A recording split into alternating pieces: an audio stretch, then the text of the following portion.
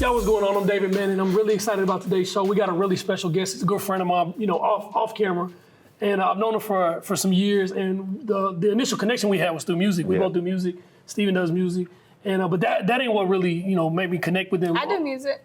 Crystal does music. Everybody up here does music. The musical situation. And but man, I grew up in a similar way to you, man. I really just connected with you as a person, but not even that. That wasn't even the bond as much as the way we grew up, as much as what I see the way you're living now and the things that you're doing now, man. My brother is doing, man, an awesome man of God, awesome testimonies. He's in and out of the jails preaching the gospel. And something I think, man, is like when people hear your testimony, it's easy for them to say, well, man, you're here, you arrived. Well, that's not the truth. Yeah. But, man, it took years from you to go to transition your life from where you were to where you are now. Yeah. And, man, I think that, you know, I just really want you, if you can, man, in a short amount of time, just to articulate, you know, how you got from where you were to where you are now. Yeah. So I'm originally from California, Compton, California. Yeah. That's the heart of where gangbanging, you know, started and originated. And so because it's a culture, I got caught up in it. Right. You know, it's around me all day long. There's so many different influences. But prior to me even getting caught up in gangs, I used to be an athlete. Right. And so since I was 7, man, I had the ability to go to college and everything. I had a scholarship and all that, you know, but I was 1 foot in the streets, 1 foot in the school. Right, the but choices then you made, the right. schooling at that time for me, it wasn't something that motivated me. I loved football, so I played football. Right. But if you real good and you got some of them kind of coaches and people that'll pass you just so you can play on the team, really you're not learning nothing. Right. You're just going from grade to grade so Right, you for can play sure. sports. Wow. And so what happened for me was I had a situation where I had to go take my SAT test.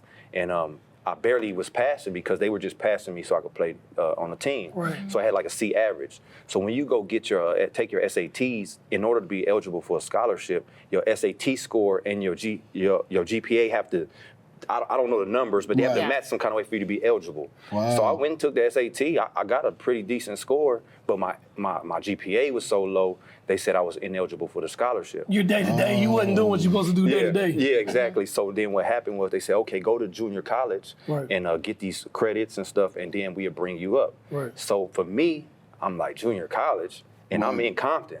Right. And Compton College is on the other side. I'm from one side, that's another. I can't go to that school. Even though it's school, if I go, it's fighting every day. There's possibility, you know, I might not make it. So that was like off the list. So then I started going to Santa Monica Junior College, but it was really during summer practice, so it wasn't no school. So I was cool with that. Gotcha. I'm out there playing, we doing these things. The coach is cool with me and everything. But at the same time, I still was living in my neighborhood. You know, I actually was homeless. You know, really, because my mom, she had kicked me out when I was young. And How old were you? Do you remember? I mean, what I was at that time, the time she really kicked me out, you know, I was 17. I was 17 years old at that time, and but I understand her, you know, now. Then I thought, like, man, how would you do me like this? But the reality was, like, I thought I was this young guy running her house, you know, bringing people in and out of her house. We outside in the front yard shooting dice, smoking weed, doing all this stuff. And she a school teacher. So she comes home from school and she pulls up in the driveway, and it's like 12 people. We shoot, and it was happening. Then it was time she found dope in the house, found guns, and she like, man, we can't do this. So one day I came home and my key didn't work. Oh, wow. So I rang the doorbell, and I'm like, hey, I want to get in. She like, for what? I said, what you mean? I'm coming home. She like, you don't live here no more. Wow. I said, what you mean? She like, we done. You're not going to run my house like this. Right. And so from that point on, her and my dad were divorced. My dad was still in my life. He always was willing to, you know, be there and take care. But pride was like, I'm not calling my dad. So I just said, I'm going to just go out here.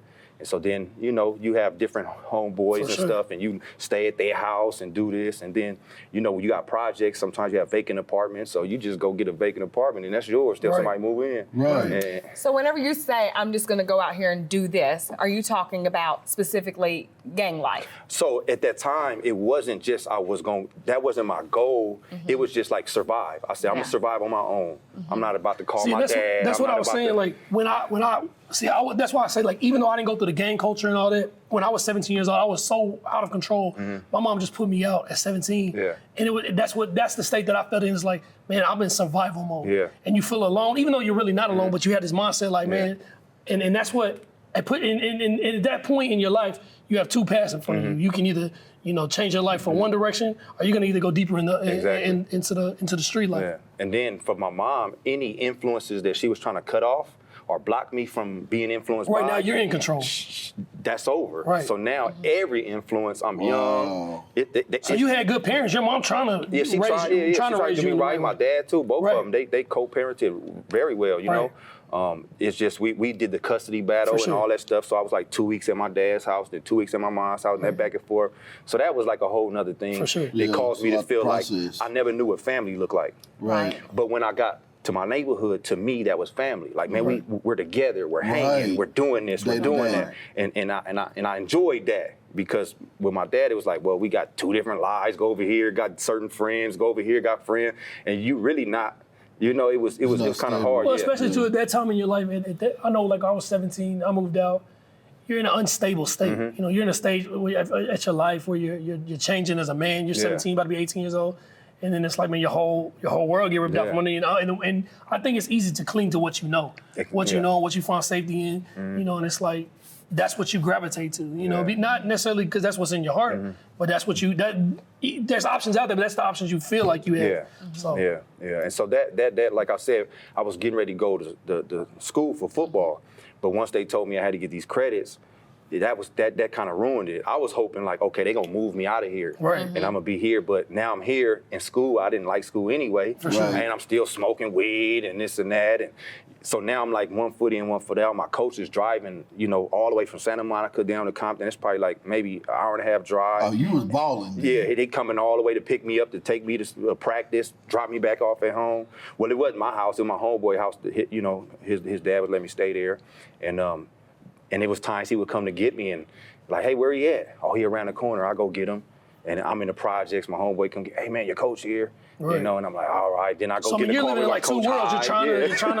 You're trying to transition into a different lifestyle, but you stuck in the streets. So, yeah, exactly. So what happened? Did you end up playing sports? So what happened was, it gets you out. Anything you start, it increases, even if it's good. You start off with one good move. If you continue, it gets better and better and better. Same way, the opposite. If you start off with one wrong move and you continue, it gets worse and worse and worse. So it just got worse. So now my coach coming, and instead of my friend coming around the corner to come get me, you're gone. I don't know where you at. Like, man, I'm not going. Right. I'm not going. I'm cool. So it was just like, what could he do? Right. So now I'm stuck. And this is when I like just full-fledged. And at 17, that felt like the right thing to do. Looking back as an adult, you can say, okay, man, I should have been 17 years old. You're a kid, really. Yeah. And already an addict. And you feel like you're an adult. Oh, you were an addict at 17. Yeah, already an addict. And that's how I look at 17. I felt like I was grown. Now looking back now, I'm like, man, I wasn't grown. I was a kid, but the mentality, and I'm living on my own, I'm sure with you, you feel like you grown. Yeah. And like addictions, you think about, like a lot of times when you think about addiction, you think about hard drugs. Right. But addiction could be anything. People are addicted to lifestyles. For sure. People are addicted to the motivation to get this career, and they whole life, they sacrifice everything, put everything on hold to grab this career, and that's their thing. Right. So for me, at that time, that could have been the sports, whatever, anything even good. Something good can take you down the road. Too much of something. Yeah. So at that time, I was smoking weed. I started smoking in like I think like the 5th grade. Right. So, by that time, I'm just it's part of your lifestyle. Yeah. Right. So that just drew me in. Next thing you know, I went full-fledged into the gangs. I remember me and my homeboy, we was on the bikes. I was on the handlebars. We riding, about to go back home. And then this car pull up. It's some guys from the neighborhood. And they're like, hey, what's up, man? It's that time. Right. It's that time. So I'm like, yeah, it's that time. So like, follow us. So we go to this other guy's backyard. And it's time to get put on the hood, They put you down, right. So we did what we did. And from that point on, that was your family. That was especially being out of your home. Yeah. Yep. So where did that take you to? So then, once you start to commit to evil, what we don't realize is there really is a spiritual warfare. For sure. Right. And people don't see that. They just look at the drugs got them, that got them, that. No, there's things whispering in your ears. We don't know it's a whisper. We just think they're thoughts. Yeah, just like God pulls you. There's times I can look at my life like, man, how did I end up in this good situation? Man, God led me. Yeah. How did I get here? Man, I just kept putting one foot in the following the Lord. Same situation, like you're saying with evil. That's what people they hit this rock bottom point and say, man, how did I get here? And I would have never chosen. No one chooses to be an addict. No one chooses to be strung out on heroin. They say, well, how did I get here? Well, it started when you was in the 5th grade, and you just kept Yeah. It's that one time. Yeah, just one time it leads you down the wrong path. Yeah, nobody's an alcoholic from one drink. Right, for sure. It just starts at one drink, you know? Right. Yeah, so and so, those things were like really influencing me, For sure. wicked entities, and my mind started getting corrupted. I can't think right because I'm always high. Right. I'm in this culture where wrong is right and right is wrong. So we living completely backwards, And you young. And I'm young. And now everybody got to make a name for themselves. So now I'm like, okay, well, if I'm here, and our thing is evil. We're not thinking it's evil at that time. We just thinking it's like the this culture is you're living what in. we This is our thing. do. So it's like I got to be the top. For sure. So that led me to becoming a habitual criminal, in and out of the county jail. Like once I hit 18, from 18, I would say from like 2000 to 2004, I only spent maybe a year on the streets in increments. Because I would go to the county jail for a couple months, get out, be out for maybe a month, go right back to jail, get out again. Yeah, and jail culture is so different from reality. It's like there's stuff that makes sense in jail that only makes sense in jail. It don't make sense nowhere else. Yeah, And it's like then you get out of jail and you're trying to live in normal society like you're in jail, and if people are caught in this world. Yeah, yeah. I have a uncle who did 13 years, wonderful dude, great. He just could not. It's a different world. You know? And for us, jail was just part of what we did. Right. So we didn't see it as wrong. Right. Like people would come home and be like, yeah, I did 10 years. Right. It's a badge of honor and you talking about based on what prison, man, I was in this prison. Like, oh man, you came out of there, Right. so you got stripes. It's like, so nobody's thinking like this an is a wrong achievement. thing. Yeah. sure. So it's like, yeah, I've been there before. I'm good. And so nobody looked at it as negative. So when I get out, I'm like, this is part of the game. See, when I got put on, what they said is, it was a few of us standing there and said, look, I'm going to tell you guys the truth. This is what's going to happen. Out of all you guys, a couple of y'all going to die soon. Right. He said, a lot of y'all going to live a long time in prison. Some of y'all might get some money, but you ain't going to never enjoy it. Right. But this what it is. A couple people That walked would have away. been a good outro. Hey, hold on. Hey, I did not know. But the thing is, though, is when your mind, like what you said. But a couple people walked away. A couple people like, man, I didn't know all this. But I'm like, what else I got? I'm here. Right. I want that name. I want to be And that that's person. the power of acceptance, man. Like when you want, and you don't see it that way. But man, everybody, man. And now as a parent, as I've grown and I've the Lord has changed my life, I see how much everybody in the world is looking for safety. That's what people want. They want acceptance and they want safety. And the thing is that's the Lord offers you that completely. But you can't see that at 17 and you're more, Especially you don't have no spiritual eyesight. For sure. You looking at the flesh, everything physical. You can't see nothing beyond that. Right. So God is way off the radar. Yeah, so they offering you what you feel like you need. They're the quickest answer to what you feel, or you feel like they're the quickest result to what you feel like you need. You need family, you need acceptance, you need safety, you need love. I mean, these people offering all that, even when they telling you, hey man, this is the end. This is the end. This is the end of this. Yeah. I mean, there's still something inside of you longing, and see, God put that there. God put a desire for family and safety and all those things. But like you said, when you ain't got spiritual eyes, you're looking for wherever you can get it from. Yeah, and also, as understanding captives and being set free, really sometimes we just be held captive. sure. It be by our choice. We enter the cage, but then the cage locks behind us and we get comfortable in the cage. So you like, okay, this lifestyle, this thing, I don't feel like I'm oppressed. I feel like I'm living. I'm having feel fun. safer in the because cage you than find you because do, you right? find a pleasure, and that's where the drugs and sex and all these different things is pleasure. We seeking this pleasure. So anything that feels good to the flesh, you accept it as good. Right. But you don't realize that it's killing you, it's beating you down, it's ruining your life because you just looking for that pleasure moment day after And see, day you after was in an day. extreme situation, but see, that's the truth for every walk of life. Yeah. Every you see people like, man, why don't they just stop drinking? Yeah. Because that's where they feel the safest at. So did your change happen in prison? It Like- did. So my change is so like I tell you, I became in and out of county jail from like 2000, 2004. 2004, I ended up going to prison. I got 2.5 years. And so when I went to prison, I got that 2.5 years. I was probably in about maybe a year and a half. And then I said, you know what? I'm kind of tired of this. Yeah. I'm really tired of this. So I always heard this saying, knowledge is power. And since I heard that saying, I said, okay, well, while I'm in here, let me just read anything and everything I can read because knowledge is power. If I get the knowledge, then I got the power to change. By the time I get out of jail, I realized that saying is not really true. Because how many people know what to do but don't have the power to do it? Right. Knowledge is only potential power. Right. It's not power unless you apply it. Right. Knowledge You know, applied. it's the Right. same thing as the Bible. Like, be doers and not hearers only, That's why deceiving when you tell yourself. people about it, they say, Right. man, I know that. I done heard that. Yeah, oh, I know that, but Right, you right. ain't doing it though. Right. Right. Yeah, so I read all these books, and yeah, my brain got bigger, and Right. I knew more things, but my heart was still the same. Yeah. Nothing changed in my heart. I'm the Sometimes same that can make person it with no worse. knowledge. So That this can what make it happened. worse. So this is what happened. So when I get out, man, I'm reading psychology books and physiology books. So, man, at that time, man, I'm just whoremonger. So I think I really got game. Man, I know Right. psychology. I'm using it for this. You know, I was robbing and hitting licks. Now we plotting bigger ones because I Right. think I'm smarter. But my heart was the same. So even that knowledge didn't do nothing, but it made it worse. So that led me to, I was only out for 5 months. I got out from doing 2.5 years. I was out for 5 months. 5 months later, I went right back to jail. Wow. And I had 2 strikes. They had the 3-strike law in California, you know, and for habitual criminals and stuff like that. So, you know, I ended up going to prison, and I was facing a life sentence.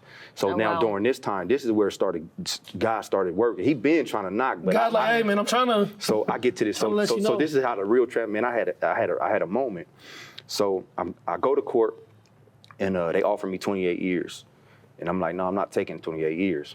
So I go back to the county, wait a couple weeks, come back. They say, okay, look, we'll give you 18 years if you take it. I said, man, I'm not taking no 18 years. But I didn't know you can negotiate like that. Yeah. No. So what they do is this. They just try to get you to just wanna keep you from going to trial. plead Yeah. no contest. Yeah. So what you do is, so we don't have to go to trial, spend no money, do all this stuff. Man, we'll give you a deal. This carries this. Are you willing to this? But they're gonna give you a high number. You know you could get life, but we'll give you 28 years today. And out of fear, most people will say, Yeah, they say, hey, I took a lot of deals. I took my 2.5 years was a deal. They like, look, There's people man, sitting you there gonna right get now, this, right. but we'll give you, 32 months. And I'm like, man, let's take that 32 months. That sound way better than that. Right. You know? So, but the only reason I was really standing on that was because my little cousin was on my case with me. And we had this lie. It was a lie. It was a story about what happened, you know. And so he was like, man, I'm gonna take the case for you. He's never been to jail or anything. And he knew, like, man, I'm not gonna let you get life. I'm gonna take the case. So we had this big lie. Man, we got it out to everybody on the street. So everybody on this lie. So if anybody got a clinical, we on this lie. So I'm hoping this lie gonna stand up. So I come back to court again. They say, okay, look, 8 years. We give you 8 years if you take it. I said, man, I'm not taking it because I want to go to trial. They said, man, if you go to trial and lose, you're going to get life. I said, man, I want to go to trial because I'm hoping this lie going to pan out. The judge says, look, I'm going to give you 2 weeks to think about it. And when you come back, if you want it, you'll take it. If not, we'll go to trial. I said, all right, whatever. So I go back to the county jail. And when you get to the county jail, you walk down these hallways, almost like hospital hallways. But then they got the doors on the side. When you open the door, it's this big module full of cells and stuff. Like in county jail in LA County, it's like dungeon. It's like a dungeon. So normally I'm getting ready to go back to my cell, but the officer stands me outside. And I say, what's going on? Why I'm not going in? He said, man, stay right here. He has another officer watch me. I said, what's going on? So he comes out with my property. It's nothing but a bag with some, some top ramen, some pencils and stuff. I got my property. They take me to the hole, to the disciplinary place. And I say, what's going on? Why I'm going to the hole?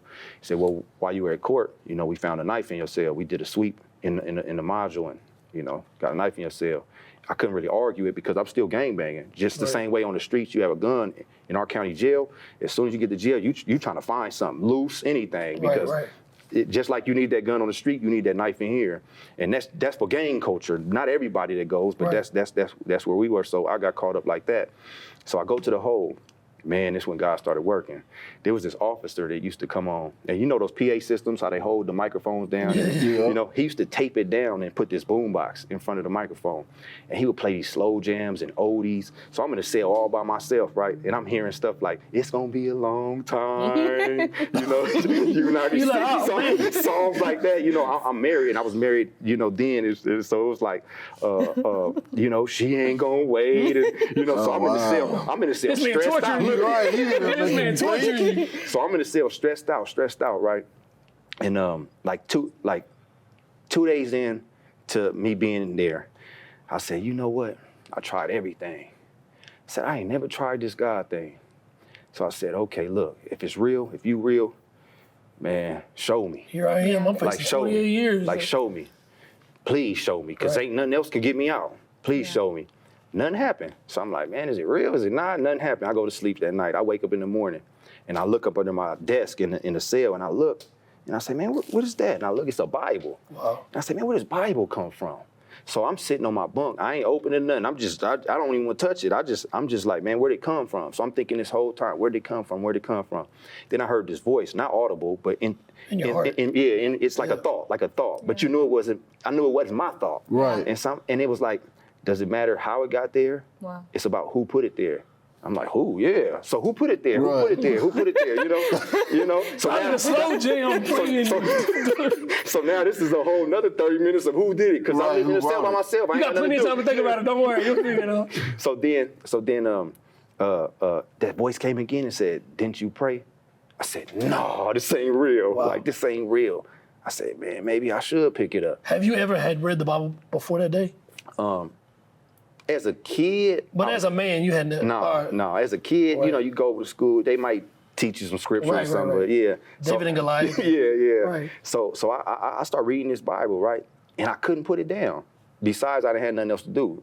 So I'm just Right, reading. don't act like you was just into it. You had nothing to do. So I'm reading. Right. But it was like it had a magnet on my heart. Wow. And I just couldn't put it down. Yeah. Even though I didn't understand it. I was just reading, didn't understand them, but I just couldn't put it down. God was pulling you. And then I came across this scripture, and it said, no eye has seen, no ear has heard, nor entered the heart of man the things which God has prepared for those Wow. who love him. But he has revealed it to us by his spirit. It said, nobody knows the deep things of God except the spirit of God. And when I read it, I said, hold on. So all the stuff that I really want to know, don't nobody know but God. So I've been reading this Bible and ain't never really involved him. So when I seen scripture, I said, let me try that pray thing again. I said, hey, I don't understand this. Can you show me? Can you talk to me through it? I'm trying to see what this is about. And I said, once I started reading, it was like it started reading me. I wasn't seeing characters and people. I was seeing me. Right. And I was seeing like characteristics and traits. And I'm like, dang, man, I'm looking like him. And he evil. And God not feeling him. And, Right. and God ain't feeling him. I'm like, man. So I started seeing who I was. Wow. I started seeing my heart. And that's when my whole prayer was like, first I was like, I want to get out of jail. Now my prayer is, man, I want to change. I don't want to be that person no more. Wow. I'm like, Lord, change me. I didn't know I was evil. I thought I was good. Right. And you just, showed me my heart. me I'm evil. Yeah. And, Right. and I'm like, I don't want to be no evil person. Like, my parents didn't raise me to be no evil person. Right. And so how did I get here? And so, time progresses. I pray. I call myself making a deal with God. I say, Lord, look, the same way I was living for the hood, the same way I was willing to die, to kill for the hood, I said, I'll do it for you. I said, please do not let me get this life sentence. If you don't let me get this life sentence, man, my life is yours. Long story short, I go to court.